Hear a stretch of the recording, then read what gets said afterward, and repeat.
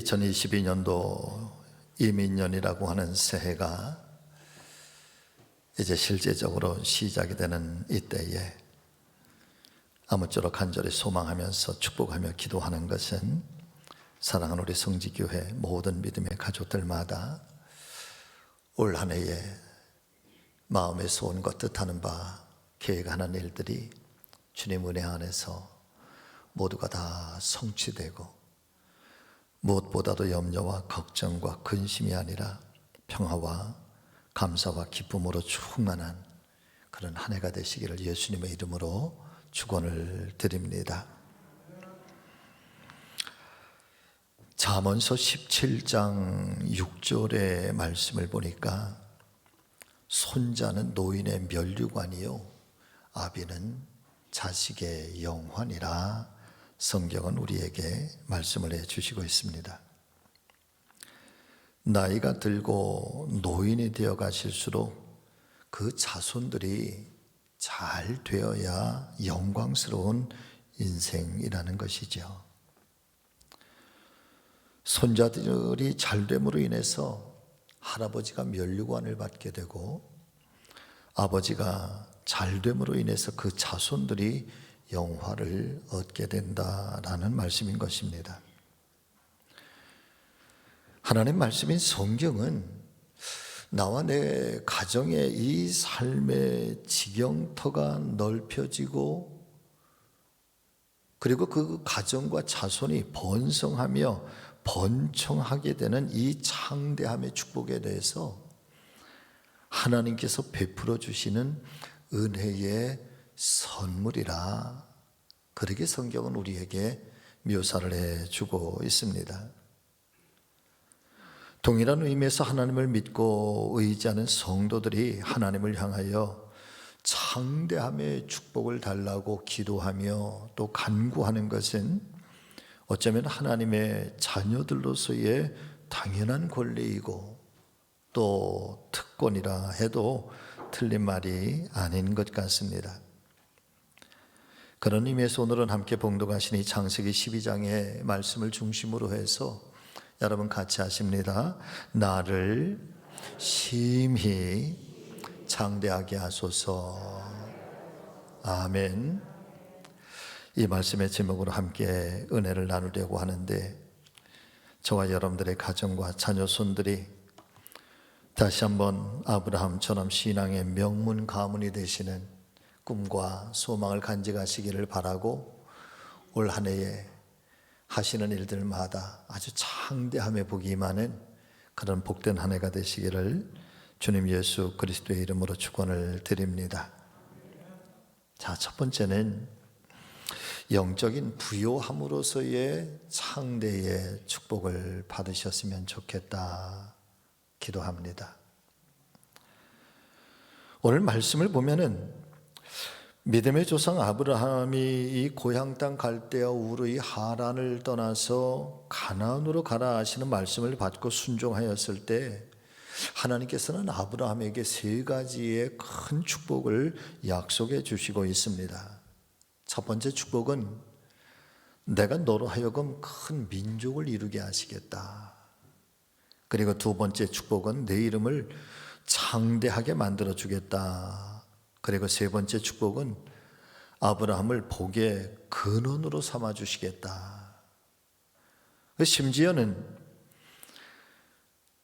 아브라함을 축복하는 자에게는 하나님께서 친히 복을 주실 것이고 아브라함을 저주하는 자에게는 하나님께서 친히 그 사람을 저주하시겠다라고 하시면서 너로 말미암아 세상의 모든 족속들이 복을 얻게 될 것이다 라고 하는 이 엄청난 축복을 약속해 주시고 있는 것입니다. 사랑하는 성도 여러분, 이 창세기 12장에서부터 처음 아브라함의 이야기가 등장하면서 이제 창세기를 끝내는 마지막 50장까지 무려 39장 79페이지에 걸쳐서 하나님 말씀인 성경이 증거하고 있는 이 말씀의 내용이 어떤 내용들인지 알고 계십니까? 39장 79페이지에 걸쳐서 상세하게 기록하고 있는 이 말씀들은 바로 믿음의 조상인 아브라함을 비롯해서 그의 아들 이삭, 그리고 그의 손자 야곱, 그리고 그의 증손자인 요셉에 관한 기록들인 것입니다. 사실 성경 속에 단 한 줄만이라도 기록이 되어져 있다라고 한다면, 그것이 선한 의도에서 기록이 되어져 있다라고 한다면 얼마나 영광스러운 그런 기록이겠습니까? 심지어 이스라엘의 열왕들조차도 성경 속에 태어났다, 그리고 언제 죽었다, 아주 짧게 기록이 되어져 있는 반면에 무려 39장 그리고 79페이지에 걸쳐서 이렇게 한 가문의, 한 가족의 역사를 기록하고 있다라고 하는 것은 성경이 무엇인가 의도하고 있는 아주 중요한 목적이 있다라고 하는 것이지요. 66권 어디에서도 이 한 가문의 4대에 걸친 족보와 역사, 그리고 삶의 애환들에 대해서 이렇게 상세하게 기록을 남기고 또한 그 후손들을 칭송하고 있는 장면들은 결코 찾아볼 수가 없는 것입니다. 그래서 여기에 한 가지 궁금점을 우리는 갖게 됩니다. 왜 하나님께서는 이 아브라함의 가문을 4대에 걸쳐서 이 기록들을 남겨놓으신 것일까? 하나님께서 이 가족의 역사를 통해서 후대의 사람들에게 말씀하시고 싶은 이 하나님의 메시지는 과연 무엇이었을까? 그러면서 깨닫게 되는 은혜는 하나님께서 이 아브라함과 언약하신 이 세 가지의 신실하신 약속이 아브라함의 당대만이 아니라 그 후손들에 이르기까지 하나님께서 어떻게 그 약속을 지키시고 계시는가, 또 하나님께서 그 약속들에 대해서 어떻게 응답해 가시고 있는가라고 하는 이 사실을 보여주시면서 여러분 같이 하십니다. 하나님의 신실성을 확증하기 위함이라. 아멘. 하나님의 신실하심을 확증하여서 전해주고 그 하나님의 신실하심을 증거하기 위해서 이와 같은 아브라함의 가문의 역사를 그렇게 남겨주고 있다라고 하는 것이지요. 자, 그런데 또 다른 의미에서 이와 같은 이 창세기의 말씀들을 비롯한 모세 오경의 말씀들, 이 창세기, 출애굽기, 레위기, 민수기, 신명기, 이 말씀들이 실제적인 이스라엘의 역사 속에서 나라가 유리를 당하고 철저하게 망해버렸던 이 바벨론 포로기 시절에 정리된 말씀들, 편집된 말씀들이라고 하는 사실을 우리가 깨닫게 된다면, 자, 그렇다면 왜 이스라엘 민족들은 그와 같은 이 어려움과 환란의 시대에 특별히 아브라함의 가문에 대한 이야기, 그리고 모세 오경에 대한 이 사건들을 하나의 책으로 묶고, 그리고 이 이야기들을 통해서 후손들에게 무엇을 남겨주고 싶어 했던 것일까?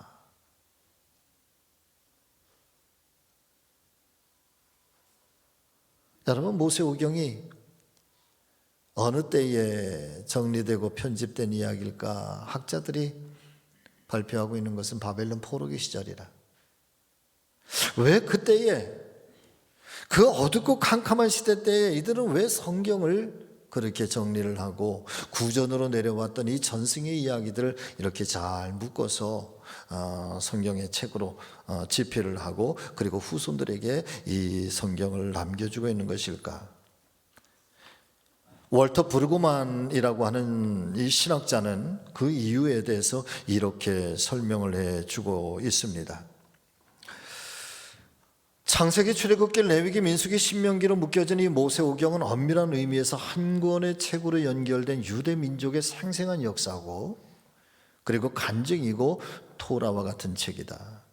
이 책의 내용은 언제나 한 가지 사실로 귀결하고 있는데, 그것은 하나님께서 행하셨던 이 위대하신 일들에 대해서 이스라엘의 반응인 회고, 그리고 감사의 신앙으로 암시되고 있는 것이다. 비록 기적과 감사라고 하는 이 신학적인 항구성이 모세의 오경 안에 분명하게 드러나 있지는 않지만, 교회는 이 오경의 말씀들을 전승함으로써 바벨론 포로기 1세대의 사람들에게는 야훼의 신앙을 회복을 도모하고, 그리고 2세대와 3세대의 후손들에게는 과거를 기억하게 함으로 미래에 대한 희망을 갖게 하는 규범적 상상행위로서 읽고 설교하고 교육하고 있는 것이다.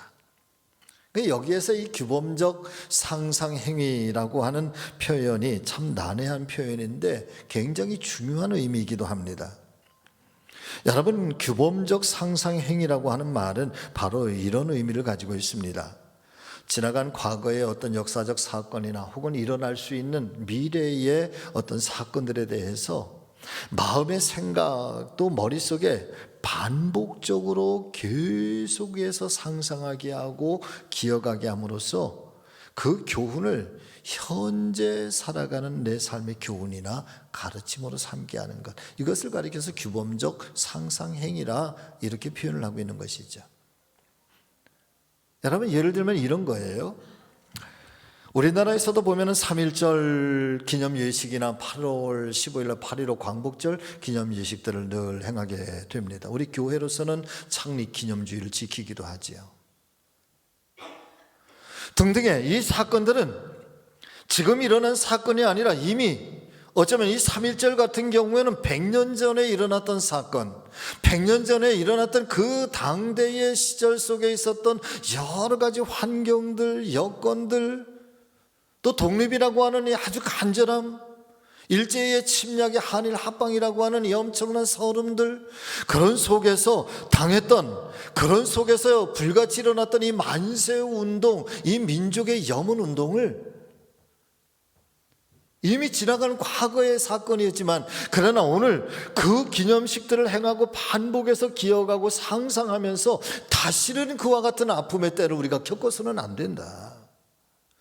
3.1 운동의 의미를 해석을 하고 나라가 강해져야 된다, 민족이 하나가 되어야 된다라고 하는 등등의 의미를 끊임없이 머릿속에 기억하게 하고 상상하게 하면서 오늘을 살아가는 의미와 교훈으로 삼게 되는 것, 이것이 규범적 상상행위의 의미인 것이죠.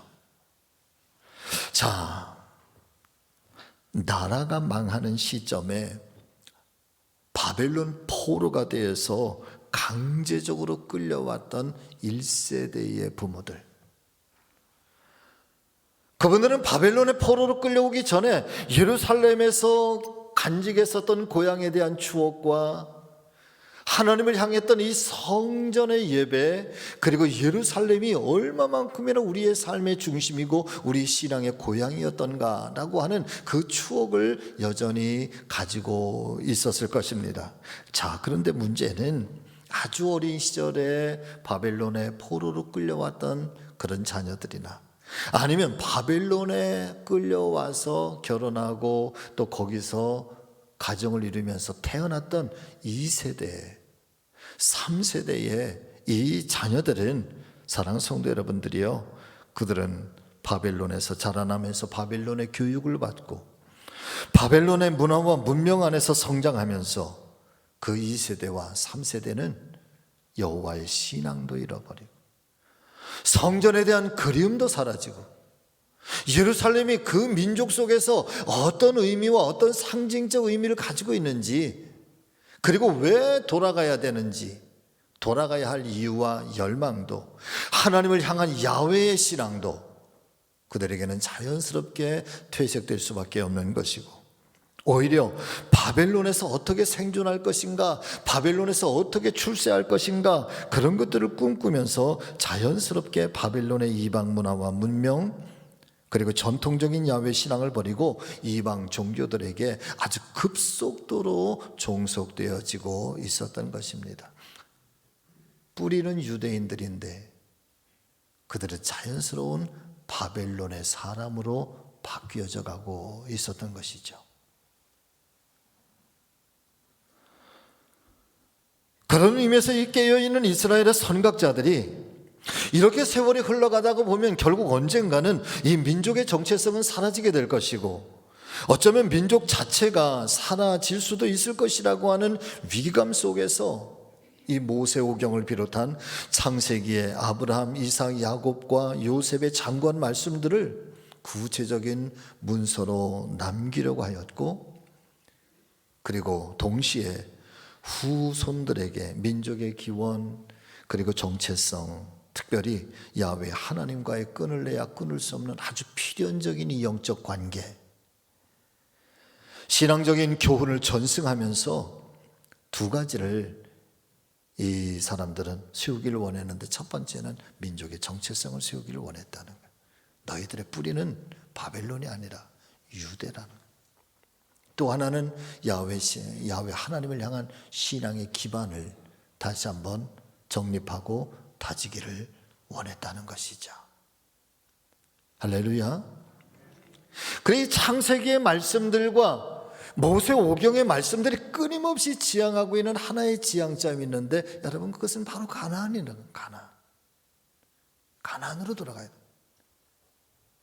하나님께서 약속하신 땅, 하나님께서 우리를 향해서 예배해 주신 땅, 그 땅은 신앙의 고향이기도 하지만 하나님의 축복의 뿌리가 되는 바로 그 자리고, 그래서 돌아가야 된다. 바벨론의 포로기의 이 모든 암흑과 어둠의 시대를 언젠가는 끝을 메고 우리는 반드시 가나안 땅 예루살렘으로 돌아가야 할 것이라고. 그 땅에서 우리가 어떻게 하나님을 만나고 어떻게 하나님과의 언약이 실현될 수 있을 것인지.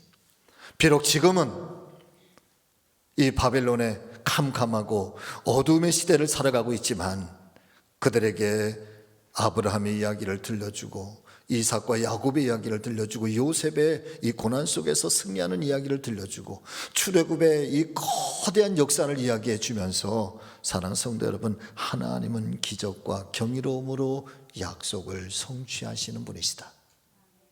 여러분 같이 하십니다. 하나님은 반드시 기적과 경이로움으로 그 약속을 성취하시는 분이시다. 아멘. 그렇기 때문에 어떤 시련과 역경 앞에서도 결코 실망하거나 낙심하지 말고 여전히 야훼 하나님을 향한 이 믿음이 변질되지 말아야 할 것을 설교하고 상담하고 가르치면서 신앙을 전수해 주는 가장 중요한 수단과 방법으로 이 성경을 만들었다는 거예요. 부르고마는 이 의미를 이렇게 종합적으로 설명을 해주고 있습니다. 모든 규범적 상상 행위의 최종 목적 형태는 이제 유대 민족 공동체에서 돌아서서 바벨론의 지배 문화에 들어설 준비가 되어 있었던 포로 공동체의 젊은이들을 그 대상으로 한다. 조금 난해한 표현이지만 여러분, 한마디로 말씀을 드리면 자녀들과 우리의 후손들을 위해서 이 성경을 기록하는 것이고 이 성경을 남기는 것이다. 그런 의미인 거예요. 자녀들을 위해서, 후손들을 위해서 우리는 성경을 기록한다. 그리고 이 성경을 문자로 남긴다는 거예요.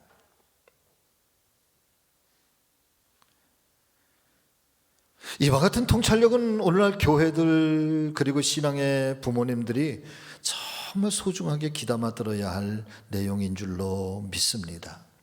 왜냐하면 오늘날 교회와 성도들의 자녀들 가운데서도 사실상 이교적인 문화들, 예를 들면 편의주의, 개인주의, 황금만능주의, 외모지상주의, 철저한 현세지향적인 성공주의, 나원주의, 여러분 이런 것들이 지금 현재 대한민국 속에만 있는 세속화의 문명들만 아니라 그것이 오늘 이 거룩한 하나님의 교회와 성도들, 자녀들 가운데서도 이것은 아주 자연스럽게 뿌리를 내려가고 있고, 우리의 자녀들은 그 문화 속에서 아주 쉽게 마치 바빌론의 2세대와 3세대가 바빌론화되어져 가는 것처럼 지금 굉장히 빠른 속도로 그렇게 우리의 자녀들도 변해가고 있다라고 하는 것이죠. 거기서 느끼는 위기감이 뭘까? 교회의 미래인 거예요. 하나님 나라의 미래. 물론 저는 우리 하나님, 살아계신 우리 하나님이 그 시대마다 그 모든 어려움들을 돌파하게 하시고 그 시대마다 사람들을 세우셔서, 그리고 하나님의 이 섭리와 역사는 그 속에서도 하나님 뜻과 계획들은 이루어질 줄로 믿습니다. 그럼에도 불구하고 이 이스라엘의 선각자들이 자녀들과 후손들을 위해서 이 성경을 기록하고 성경에 전승된 이야기들을 편집하면서 문자로 만들고 성경의 책자로 남기면서 이 말씀들을 가르치고 알려주고 상담하고, 그리고 그들 속에서 이 규범적 상상행위를 통하여 끊임없이 성경의 이야기를 기억하게 하는 것처럼, 여러분 오늘 우리의 시대에도 우리의 부모님들과 교회들이 이 규범적 상상행위를 통해서 이 신앙을 전수해야 된다라고 하는 거지.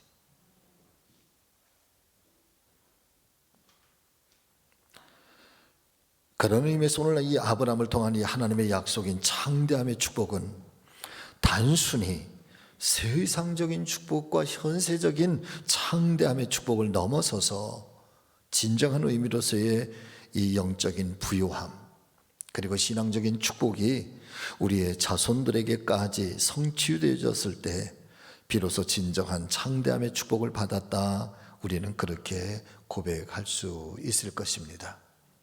할렐루야. 설명절을 맞이하면서 저와 여러분들의 가정과 가문에 이 자녀들과 후손들이 영적인 부요함으로 창대한 복을 누리게 되고 또 그렇게 성취되고 이루어지는 그런 믿음의 가정들 다 되시기를 예수님의 이름으로 축원합니다. 자, 옆에 분들 함께 얼굴을 보면서 간절히 축복하면서 기도하죠. 그렇게 인사 나누시죠. 창대함의 축복, 영적인 창대함의 축복이 꼭 이루어지시기를 기도합니다. 인사 나누십니다.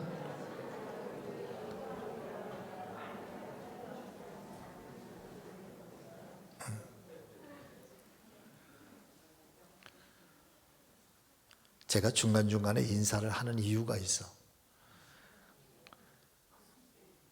그 이유는 굉장히 심각한 분위기일 때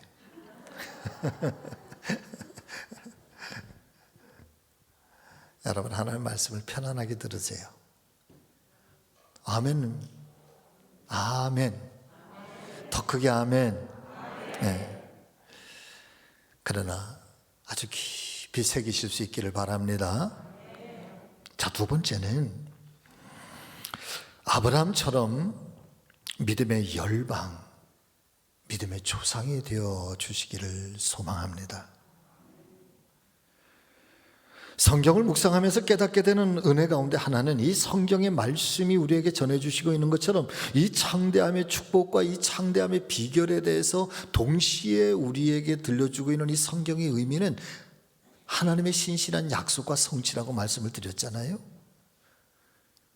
그 창대함의 축복 속에는 반드시 하나님의 이 약속이 있고 하나님의 그 약속에 대한 성취가 있는데 이 매개차가 하나 있다는 거야. 그것은 하나님께서 의로 여기시는 믿음이 있어야 된다는 거예요. 자, 말씀을 함께 보겠습니다. 로마서 4장 18절에서 22절의 말씀 같이 읽어보겠습니다. 자, 시작.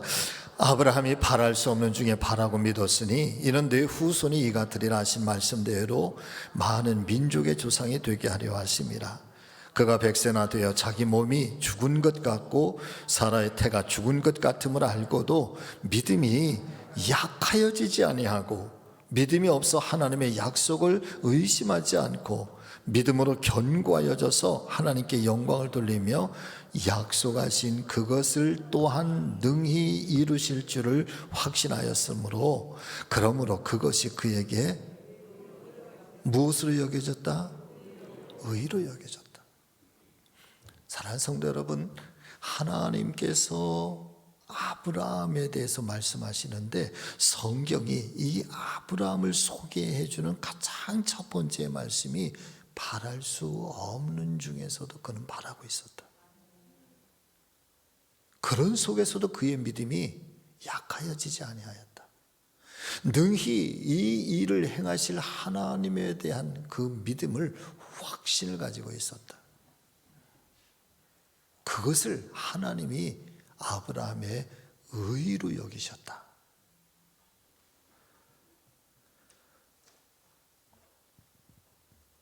바랄 수 없는 중에 바라고 믿었다라고 하는 것이 무엇을 의미하는 말씀일까요? 바랄 수 없는 중에 바라고 믿었다라고 하는 이 말은 절망 속에서도 희망을 잃지 않고 믿었다.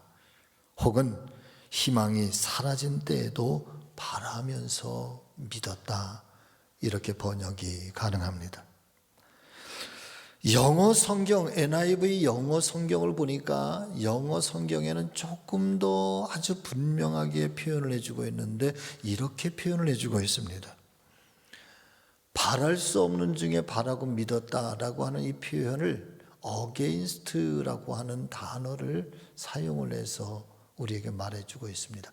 Against all hope, 모든 희망에 이 against라고 하는 말이 반대하다, 반하여, 저항하다, 밀어내다, 여러분 이런 뜻을 가지고 있거든요. 그러니까 모든 희망에 저항하는 것들, 모든 희망에 반대하는 것들. 여러분 희망이 무엇입니까? 감사하고 기뻐하고 행복해하는 것, 즐거워하는 것, 꿈, 비전. 근데 거기에 반대되는 것, 이 모든 희망들에 반대되는 것, 슬픔, 눈물, 탄식, 어두움, 악함, 좌절, 실패.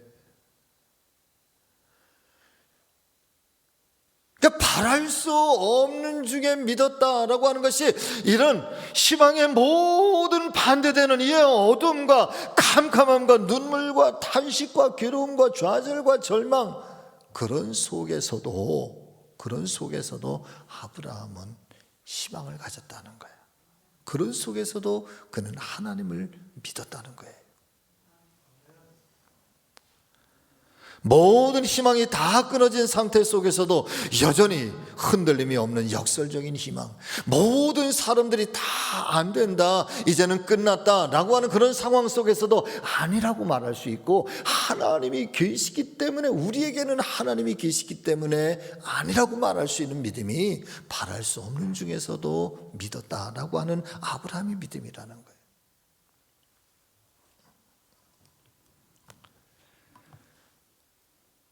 저는 우리 성도님들이 세상의 그 어떤 상황, 그 어떤 환경들이 우리에게 밀려온다고 할지라도 아브라함 같은 이 역설적 희망의 믿음이 있기를 예수 그리스도의 이름으로 축복합니다. 중국 근대문학사의 선구자라고 하는 루신이라고 하는 분이 굉장히 중요한 이야기를 우리에게 던져주고 있는데, 이런 이야기를 던져주고 있어요. 희망이라고 하는 게 도대체 뭐냐? 마치 길 같은 것이다. 원래 땅 위에 길은 없었다. 그런데 걸어가는 사람이 많으면 그게 곧 길이 되는 것이다. 여러분, 원래 이 세상에 길은 없었습니다. 그런데 누군가가 없는 길을 가장 먼저 첫 번째 걸어간 사람이 있었을 것 아니겠어요? 그리고 그 뒤를 따라서 누군가가 또 걸어가고 또 걸어가니 그것이 조그만 길이 되고 그것이 오솔길이 되고 그것이 대로가 되는 것처럼 그 길을 가장 먼저 걸어갔던 사람, 물론 첫 번째 그 길을 걸어가는 사람은 어디로 가야 할 것인지, 어떻게 가야 할 것인지, 때로는 거친 것들이 가로막고 있어서 그 길을 가는 것이 굉장히 힘이 들었겠지요. 그러나 그 길을 참고 인내하고 견디면서 그 길을 첫 번째 간 사람, 그리고 그 뒤를 따라서 누군가가 다음에 가는 사람은 조금 더 편할 것이고, 그 다음에 간 사람은 좀 더 편할 것이고, 그 다음에 가는 사람들은 훨씬 더 넓고 안전한 길을 그렇게 가게 되는 것이겠지요. 오늘 아침에 제가 간절히 바라고 소망하면서 기도하는 것은 바로 그것입니다. 사랑하는 저와 여러분들이 믿음의 조상이 되셔서 이 첫걸음을 가는 길을 만들어가는 그런 믿음의 조상들이 되어주시기를 주의 이름으로 축복합니다.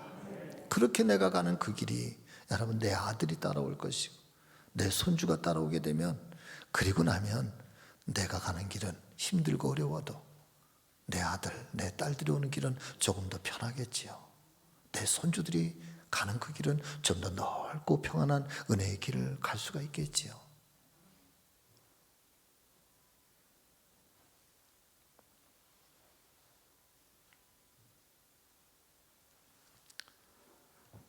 믿음이란 도대체 뭘까?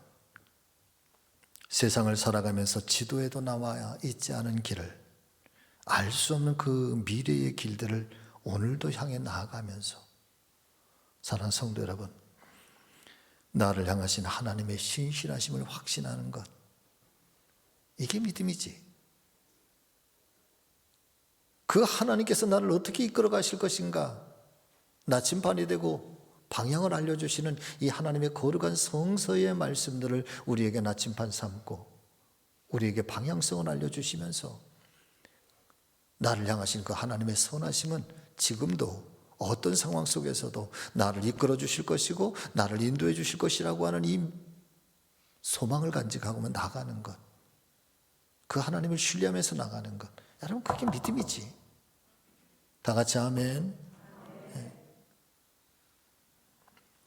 5만 번 기도응답의 주인공인 조지 밀러라고 하는 목사님이 교회와 성도들에게 남겨주고 있는 아주 유명한 말입니다. 여러분 이것은 한번 좀 우리 다 같이 읽어보겠습니다. 자, 시작. 믿음은 우리들이 육신적으로 생각하기에 가능한 것들의 영역에서 활동하지 않습니다. 인간적으로 가능한 일에서는 하나님의 영광이 드러나지 않기 때문입니다. 그러나 믿음은 인간의 능력이 끝나는 곳에서부터 시작되고, 하나님은 바로 그때부터 일하시기 시작하셔서 마침내 하나님의 영광을 나타나시게 합니다. 유명한 말이잖아요. 인간의 끝이 하나님의 시작입니다.